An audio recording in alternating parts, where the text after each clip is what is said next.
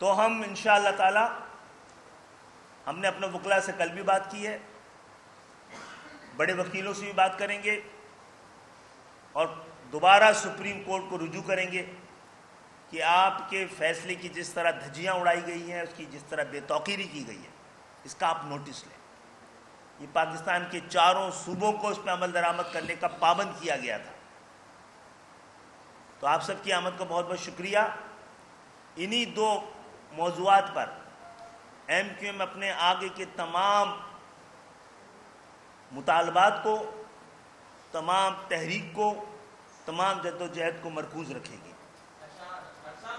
جیسے آپ نے کہا کہ یہ آئین میں لکھا ہوا ہے، سندھ کے جو قوم پرست ہیں وہ کہتے ہیں کہ جب بٹوارا ہوا، پاکستان بنا، تو اردو بولنے والوں کو ہم نے تہہ دل سے اپنا بھائی مانا اور آپ نے جگہ دی، یہاں ہم نے اپنی املاک دی ان کو، لیکن یہ کہتے ہیں کہ ہم سندھ کا بٹوارا کریں گے۔ اگر ان کو سندھ کا بٹوارا ہی کرنا ہے تو پھر واپس چلے جائیں، وہاں جا کے جی اچھی بات ہے، واپس اس لیے نہیں جائیں گے کہ آپ کی آزادی لے کے آئے تھے، اور ایسے نہیں آئے تو ان کے ہنگامے کی وجہ سے نہیں آئے تھے۔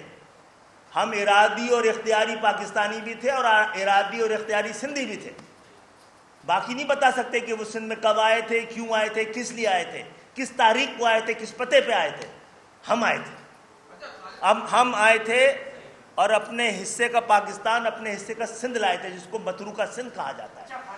ہمیں سن لیجئے جناب پوری بات، ہمیں جو سندھی بھائیوں نے ہمارا استقبال کیا، جو انہوں نے جس طرح محبت دی ہے، اس کو وہ ہمارے لیے عقیدت، اس کی ہمارے دل میں محبت بھی ہے، عقیدت بھی ہے، احترام بھی ہے، لیکن تاریخ کے صفات کو درست کرنا ضروری ہے۔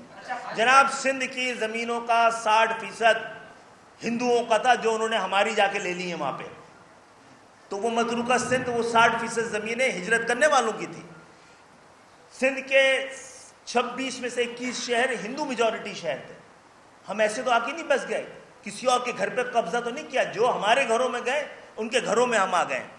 تو ہم آپ کی محبت کو بھی یاد رکھیں گے، اور آپ چاہیں گے تو ایک دن تھینکس گیونگ ڈے بھی بنا لیں گے ہم، اس میں کوئی ہمیں وہ نہیں ہے، اس محبت کے، احترام کے جذبے کو کا اظہار کرنے کے لیے۔ جی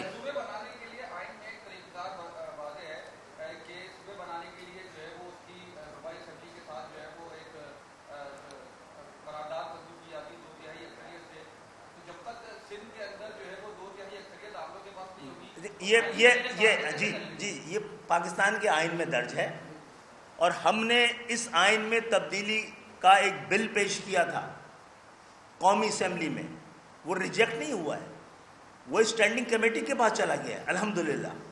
اب اسٹینڈنگ کمیٹی اس کے اوپر بیٹھ گئی ہے، اس کے لیے کچھ ایک مرحلہ یہ ایم کیو ایم ہی اکیلے ہے، باقی تو نعرے اور وعدے لگاتے رہے ہیں۔ ہم سے پہلے بھی تو کوئی تھا نا ان ساری چیزوں کے لیے، گنوایا بھی ہم نے، بات بھی ہم نے کی ہے، شناخت بھی ہم نے دلائی، اور سندھ کے شہری علاقوں میں جتنا بھی اور جیسا بھی ہے انہی ادوار میں رہا ہے، جب ایم کیو ایم کے پاس مینڈیٹ کے ساتھ اختیار بھی رہا ہے۔ تو یہ بھی کوشش کر رہے ہیں، آئین ہے نا، آپ نے 20 ترمیم کر دی ہے، ایک ترمیم پاکستان اور پاکستان کے عوام کے حق میں بھی کر دی جائے تو برا نہیں ہے۔ اچھا خالد بھائی، یہ بتا دیں کہ آپ کی جانب سے جو یہ صوبوں کے لیے بار بار کہا جا رہا ہے اور مطالبہ بھی کیا جا رہا ہے، اور کچھ ایسی اطلاعات آ رہی ہیں کہ ایسا ہونے نہیں جا رہا ہے، لیکن یہ میکینزم بنانے سے پہلے جو سندھ ہے خاص کر کے، کیونکہ پورے پاکستان میں کئی خطرناک صورتحال نہیں جو سندھ میں اس وقت پیدا ہو چکی ہے۔ سندھ میں جو آپ کے ووٹر ہیں، آپ کے سپورٹر ہیں، جو کراچی کے ہیں، ان کو سنگین نتائج کی دھمکیاں بھی دی جا رہی ہیں۔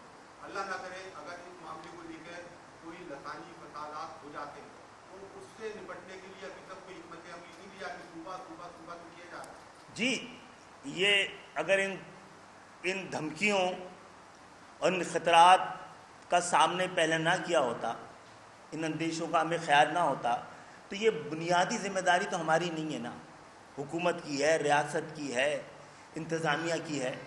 ان کو اگر یہ مطالبہ اتنا بڑا اس سے خطرہ چھپا ہوا تو سب سے پہلے کو ترمیم پیش کر کے اس کو آئین سے نکلوا دیں نا، تاکہ ہم مطالبہ کریں تو یہ پھر آئین کے خلاف کوئی بات ہو، آئین سے نکلوا دیں اس کو، اس مطالبے کو۔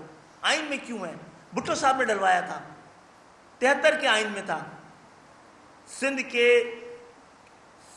کی عوام کے منتخب لیڈر نے، اس منتخب پارٹی کے قائد نے یہ آئین بنایا تھا اور اس میں یہ صوبے بنانے کا طریقہ کار پیپلز پارٹی کے 1977 کے خود منشور میں صوبے شامل تھے. بہت بہت شکریہ. ایک منٹ میں ایک دو چیزیں ایڈ کر دوں. دیکھیں یہ جو آپ بھائی فرما رہے تھے نا سندھ کے حوالے سے, دیکھیے کراچی جو ہے وہ 1966 تک وفاق کا دارالخلافہ تھا.